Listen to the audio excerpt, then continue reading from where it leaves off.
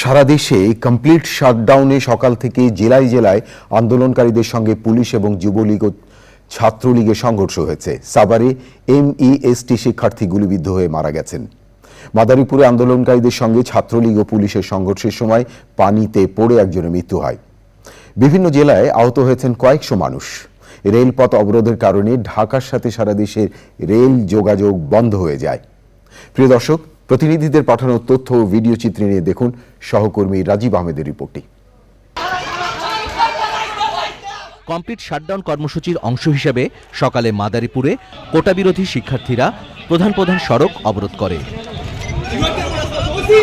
কোটা বিরোধী আন্দোলনের শিক্ষার্থীদের সাথে ছাত্রলীগ ও পুলিশের দফায় দফায় ধাওয়া পাল্টা ধাওয়ার ঘটনা ঘটে।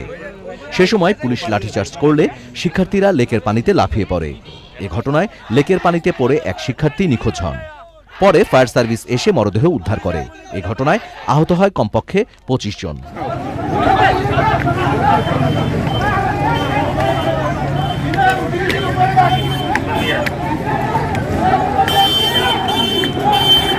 পটুয়াখালীর দুমকিতে আন্দোলনকারীরা বিক্ষোভ করলে ছাত্রলীগ যুবলীগের কর্মীরা হামলা চালায়। সে সময় আহত হন কমপক্ষে 30 জন।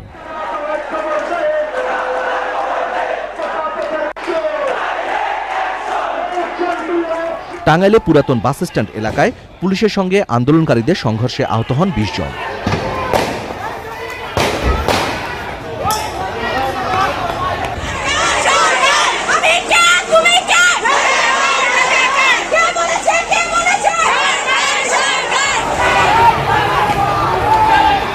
নাটোরে আন্দোলনকারীদের সঙ্গে পুলিশের সংঘর্ষে একজন গুলিবিদ্ধ হন। রাজশাহী মহানগরীতে কোটা আন্দোলনকারীদের সঙ্গে ছাত্রলীগ যুবলীগের সংঘর্ষের ঘটনায় আহত হয় কমপক্ষে 20 জন।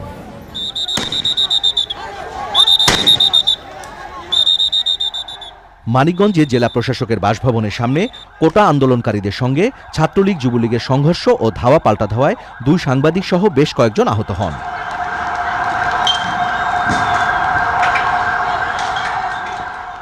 চট্টগ্রামে শাহ আমানত সেতু এলাকায় আন্দোলনকারীদের সঙ্গে পুলিশের সংঘর্ষ হয়।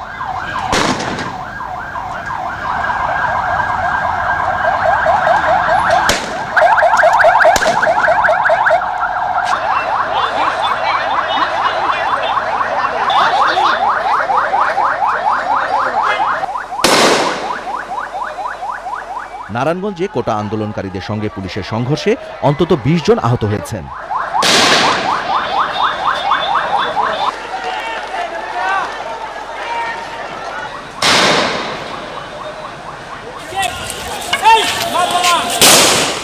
নাটোরে কোটা আন্দোলনকারীদের সঙ্গে আওয়ামী লীগ ও সহযোগী সংগঠন ও পুলিশের দফায় দফায় সংঘর্ষের ঘটনা ঘটে। এতে একজন শিক্ষার্থী গুলিবিদ্ধ সহ 5 জন গুরুতর আহত হয়েছেন। চাঁদপুরে আন্দোলনকারী শিক্ষার্থীদের সাথে পুলিশের ধাওয়া পাল্টা ধাওয়া হয়। এতে পুলিশ সহ 10 জন আহত হয়েছেন।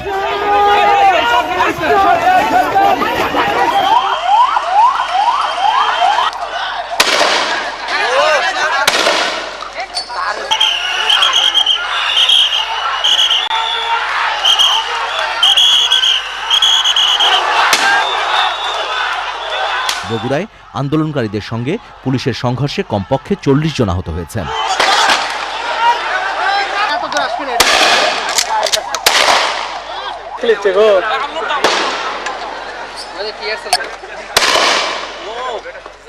Rajiv Ahmed, channel I.